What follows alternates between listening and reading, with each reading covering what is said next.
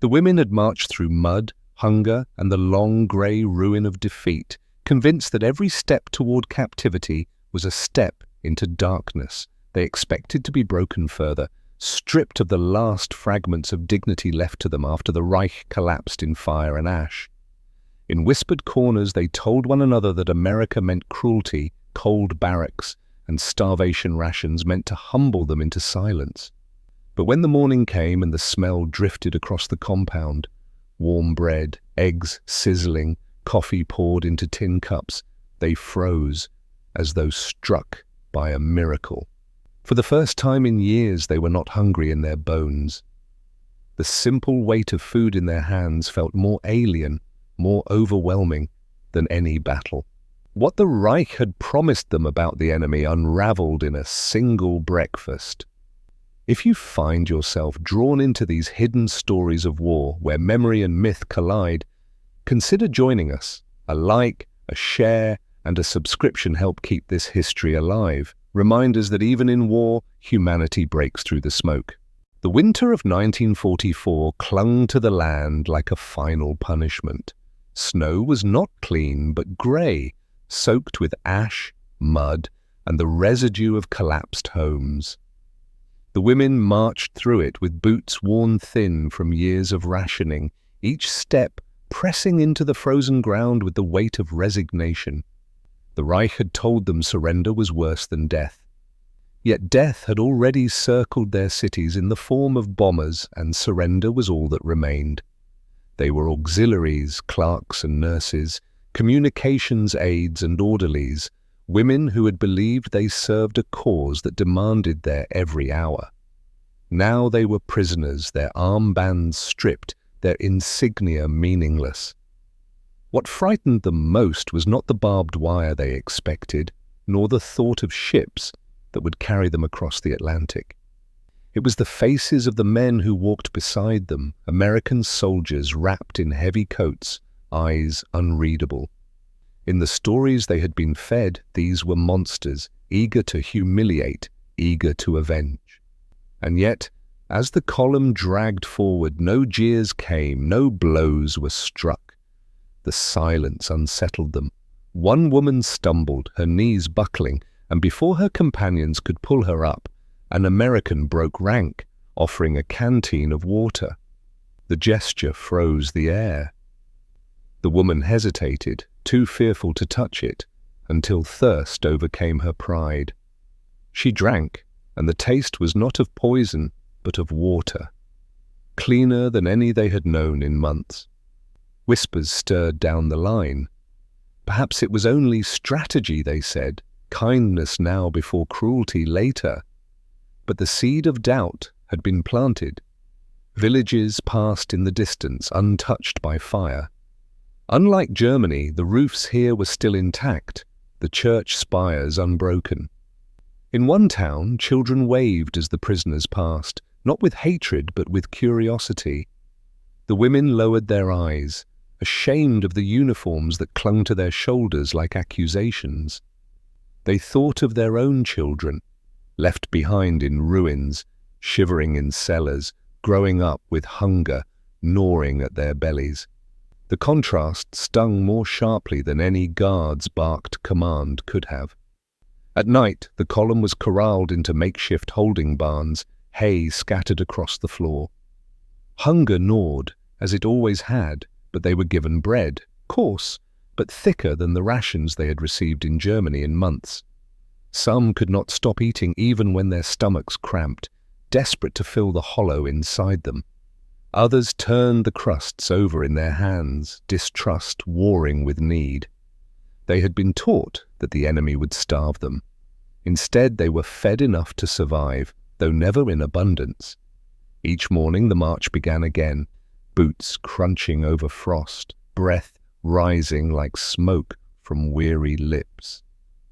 They clung to memories of what the Reich had promised them, that Germany would endure, that their suffering was noble, that to surrender was to invite degradation. But each day chipped away at those illusions. The Americans were not saints, their commands were curt, their rifles ever present. Yet there was a strange restraint, as though the soldiers too understood that the war's outcome no longer needed cruelty to prove itself. Some prisoners whispered that it was only pretense. The true suffering, they said, would begin once they crossed the sea. There would be no witnesses in America, no one to hear them cry. Fear held fast, but it mingled now with something unexpected.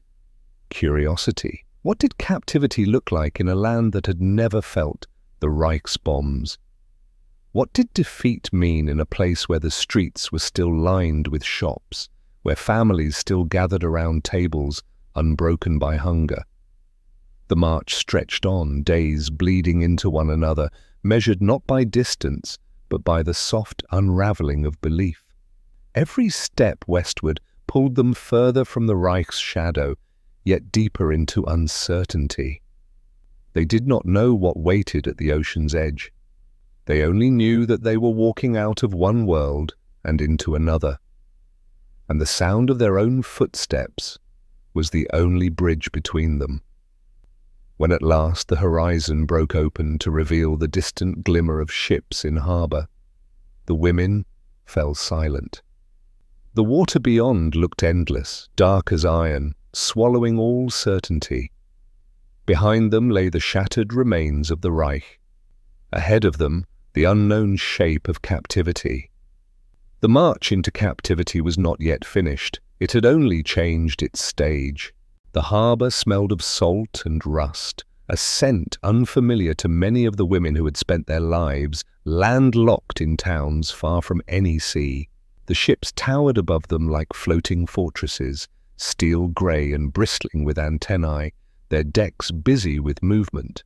They looked less like vessels meant to carry people, and more like machines designed to swallow them whole. As the prisoners were led up the gangways, the weight of the ocean pressed against them even before they left shore. Some clutched the rails as though they might already be swept away. Inside the belly of the ship, the air was close with oil and iron. Hammocks hung in rows, swaying gently even while still in port. The women were assigned spaces, narrow and confining, where they could rest only by curling into themselves like children. The clang of boots on steel echoed endlessly. Every sound reminded them of how far they were from the life they had once known. At first, fear bound them tighter than the walls. They whispered about what awaited in America: labor camps, humiliations, starvation rations meant to break them into shadows of themselves. Some imagined being paraded through enemy cities as trophies. But hunger intruded on fear, and when trays of food were carried in, a strange stillness filled the hold. The meal was plain: potatoes, bread, some stewed vegetables, but it was warm, filling, and steady. The women stared at the plates as if they had been handed relics.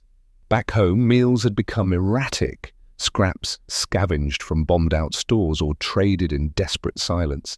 Here, across the ocean that threatened to erase them, they were fed.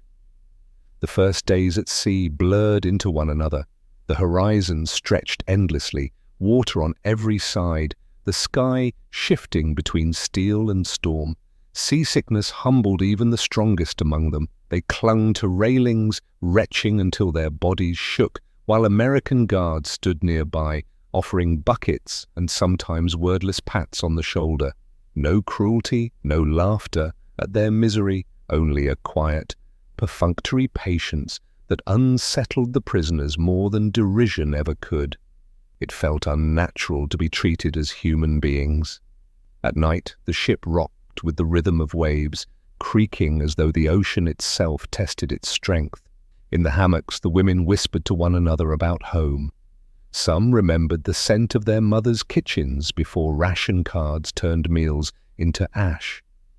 Others recalled the sound of sirens, the rush to cellars, the taste of dust in their mouths as walls crumbled overhead. And always beneath their words lay the fear of what awaited. To them, America was not a country, but a myth, a place where plenty was weaponized, where the victors lived in excess and enemies were punished with cold indifference. Yet every interaction unsettled that myth. Guards spoke in clipped English they barely understood, but tone carried through even when words did not. Orders were stern but not laced with insult. When one woman fell ill with fever, a medic appeared, examining her with professional detachment and offering medicine she had not seen in months. The Reich had promised them degradation. What they received instead was care without warmth, dignity without kindness. It was harder to endure than hatred, for it dismantled the walls they had built to keep themselves strong. Storms came, black skies split with lightning, the ship heaving against waves that crashed like cannons. The women clutched at each other, convinced the sea would devour them. But the vessel held, and the Americans moved with practiced calm, securing lines, guiding the prisoners back to safety when panic broke. By the time the storm passed, the prisoners found themselves staring at the sailors with something they had not expected to feel: respect. The voyage lasted weeks, though time was measured less by days than by the steady erosion of certainty. The ocean was a vast silence, stripping them of the Reich's noise, leaving them with only the present moment, the sway of the ship, the meals that came like clockwork, the guards whose restraint was more disarming than violence. And then, one dawn, the air changed. The women rose to the sound of footsteps on deck, to shouts carried by voices that seemed lighter. They climbed, blinking against the cold wind, and saw land on the horizon. It was not Germany, nor any part of Europe they had ever known. The coastline stretched wide, unscarred by bombs, dotted with buildings that stood whole against the morning light. They had crossed the ocean's divide. Behind them lay the continent of their defeat, a homeland broken and burning. Before them rose America, vast and intact, the enemy that would now hold their lives in its hands. They did not cheer nor weep. They simply stood in silence, watching the new world draw near, wondering if captivity here would break them or remake them entirely. The ship groaned as it docked, iron against iron, ropes thrown and tightened by sailors whose motions carried the ease of routine. The prisoners were summoned on deck. Their eyes narrowed against the bright American sun.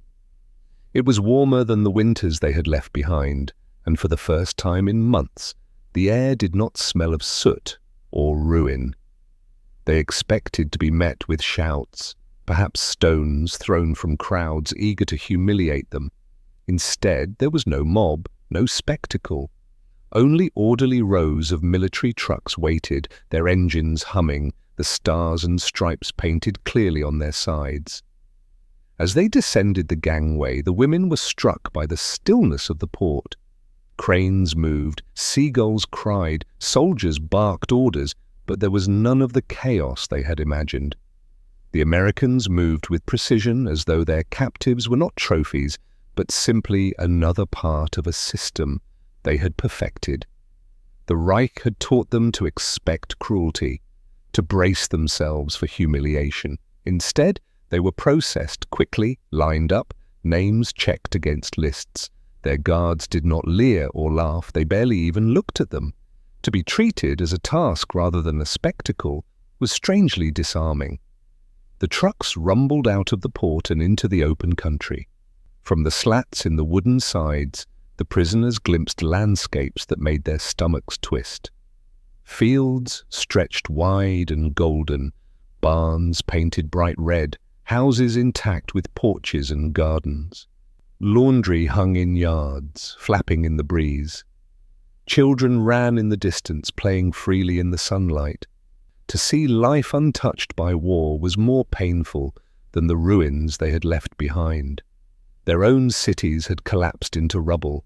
Here, even the smallest village looked untouched, as though the war was a rumor and not a reality. Some of the women turned their faces away, ashamed to be seen in their worn uniforms, reminders of a cause that had promised greatness but delivered only ruin. Others pressed closer to the gaps in the truck, eyes wide with something they could not name, envy, disbelief, or perhaps the first flicker of longing for a world where roofs did not cave in at night and children did not scavenge for coal in bombed-out streets. The camp itself appeared like a contradiction. Rows of wooden barracks stood neatly behind fences guarded by soldiers who leaned on rifles with an air of discipline rather than menace. The gates were tall, but not crowned with slogans or cruelty. Instead of razor wire, there was barbed wire, formidable but ordinary. The women had imagined dungeons, cages, perhaps even pits. What they found was an organized compound, stark but not inhumane. When they were led inside, the strangeness deepened. Each prisoner was given a bunk with a blanket folded crisply at its end. The barracks smelled of wood and soap, not rot. Windows let in the light. The toilets flushed, startling many who had not seen running water in months. The guards gave instructions, firmly but without ridicule. There was no attempt to strip them of their dignity, no jeering crowds, no public shaming. It was captivity, yes, but not the captivity they had feared. At night, when the lights dimmed and the compound fell into quiet, the women lay awake, listening to the sounds of America outside the fence. The chirp of crickets, the low hum of trucks on distant roads, the whistle of a train passing under the wide stars. It felt unreal, like inhabiting someone else's dream. For years they had been told America was a place of greed and savagery, a land where enemies would delight in their suffering. Instead, the enemy gave them blankets and roofs that did not leak. Yet their suspicion clung stubbornly. Perhaps this was a ruse, a softening before the real punishment began. Perhaps the Americans wanted them pliant before revealing the iron hand.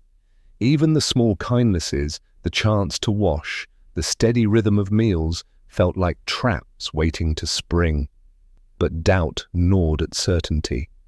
If the Reich had lied about this, what else had it lied about?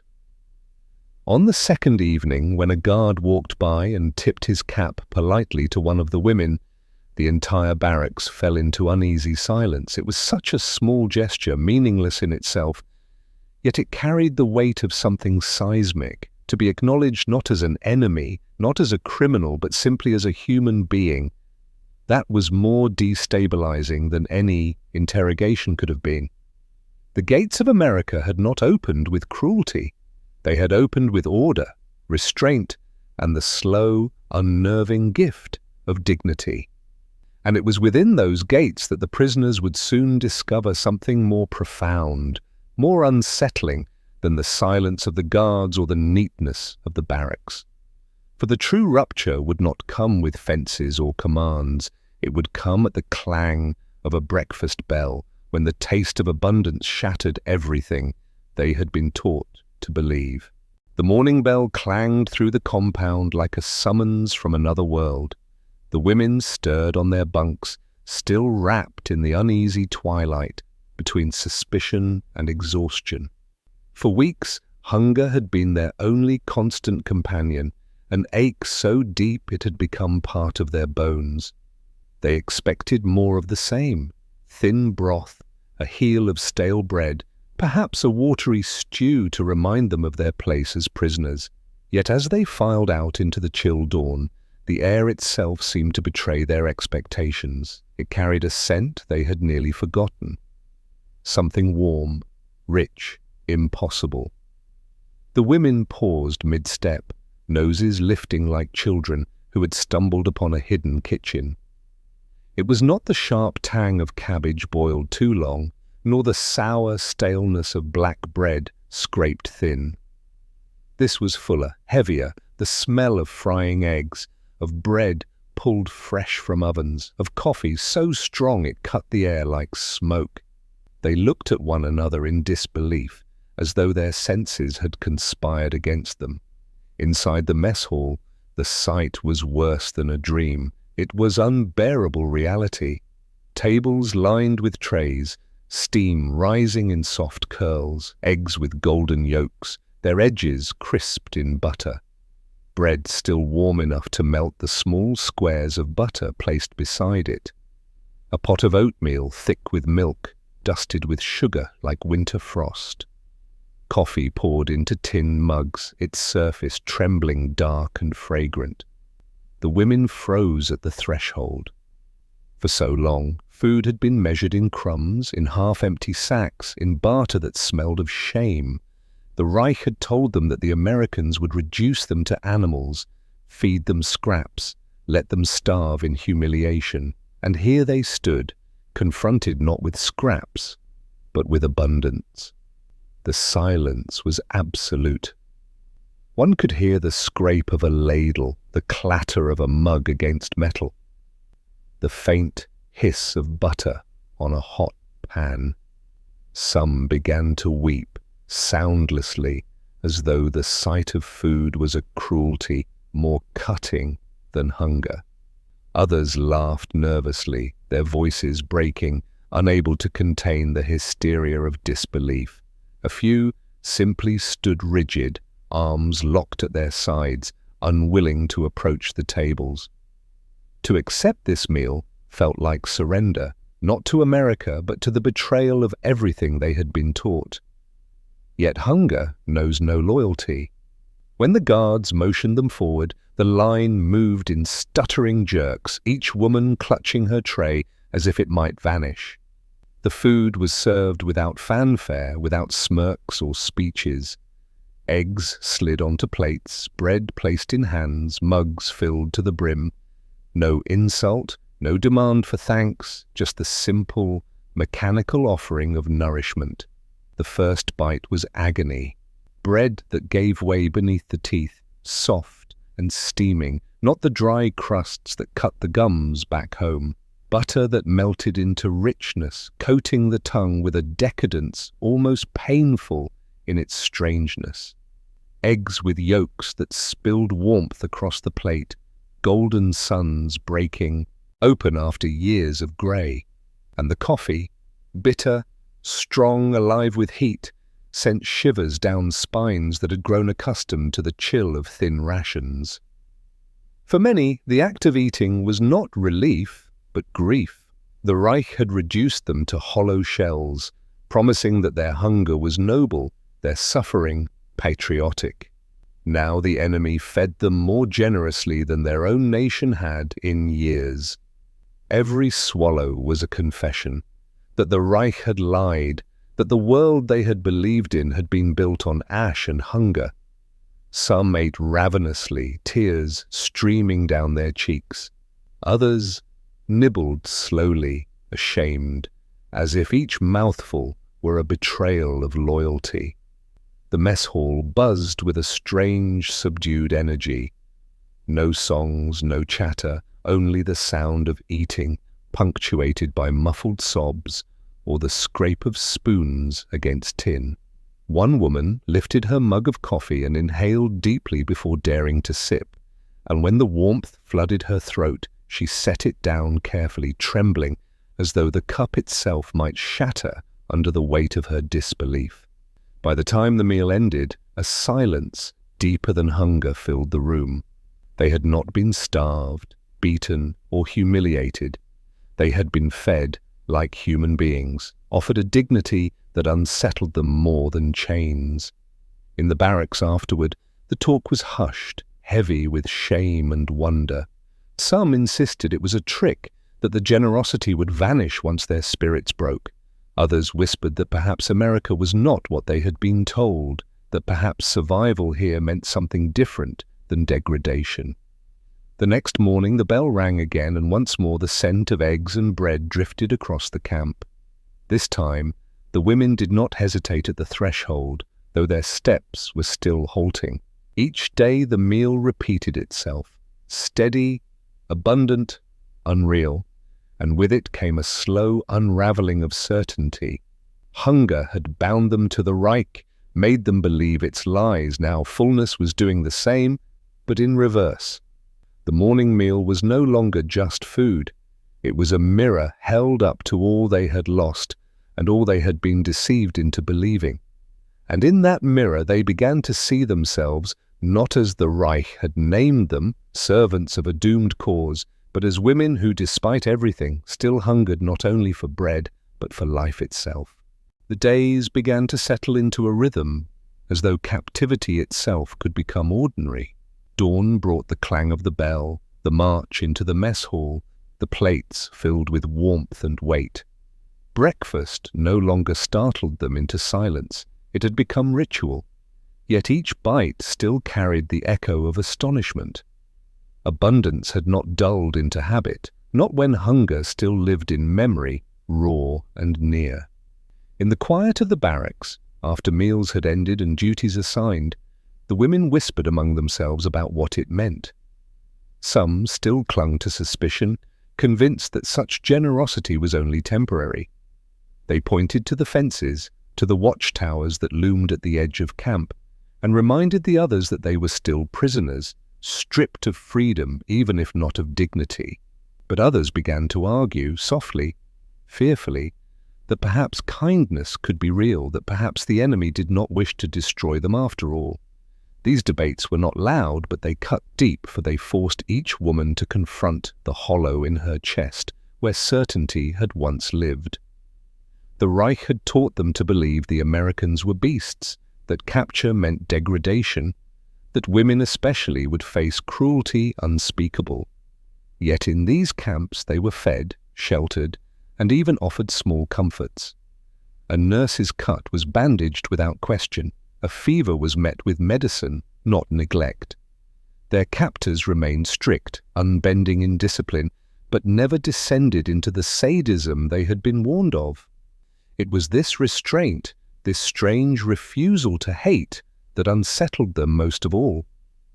Each morning meal became both blessing and torment. To eat was to live, yet to live was to wrestle with the knowledge that their own nation had failed to provide what the enemy now offered freely. The Reich had promised them glory. It had given them hunger and ruin. The Americans promised them nothing, yet each day they placed food in their hands, heavy with warmth. Gratitude warred with shame in every swallow. Some women cried quietly over their bowls of oatmeal, not from hunger, but from the weight of betrayal, betrayal not by the enemy, but by the country they had once sworn to serve. Beyond the fences, America unfolded in glimpses, farms unscarred, skies unbroken by planes, towns where lights burned steadily through the night. To see it was to realize that war had been unequal from the start. They came from rubble. Here, even barns stood painted and proud. The sight was intoxicating and cruel, for it reminded them of all that had been stolen by a war their nation had chosen. In the evenings, rumors rippled through the camp. Some whispered that America would never release them, that they would be kept until they withered into old age. Others claimed they would be sent back when the war ended, back to a Germany that might no longer exist in any recognizable form. The uncertainty was a wound that food could not heal. To eat well was to survive, but survival itself became its own burden when the future was blank. And yet amid the fear, something unexpected stirred, a sense of humanity that had been buried under years of propaganda and hunger. They found themselves laughing softly over coffee, trading fragments of songs, remembering recipes their mothers had once taught them. Dignity, denied so long, began to return in small gestures. To break bread together was no longer merely to endure, but to rediscover what it meant to be human. The mornings stretched into weeks, weeks into months. The war outside the fences raged on, but within, time moved differently. Each breakfast became a marker, a reminder that life had not ended with defeat. The women began to imagine cautiously what tomorrow might hold. Would they return to ruins, or would they carry something of this abundance back with them? Could they rebuild not only homes, but faith in something beyond obedience and hunger? When the bell rang each dawn, it did not only summon them to food, it called them into a fragile tomorrow, one in which the enemy had fed them more generously than their own nation ever had. They stepped forward each day with trays in their hands and questions in their hearts, torn between memory and possibility. Between memory and tomorrow lay the simple truth that war had stripped them bare. But breakfast had shown them something they could not unsee, that dignity could survive captivity, that humanity could cross even the widest ocean, and that sometimes the most powerful weapon in war was not the rifle, but the gift of bread placed into empty hands.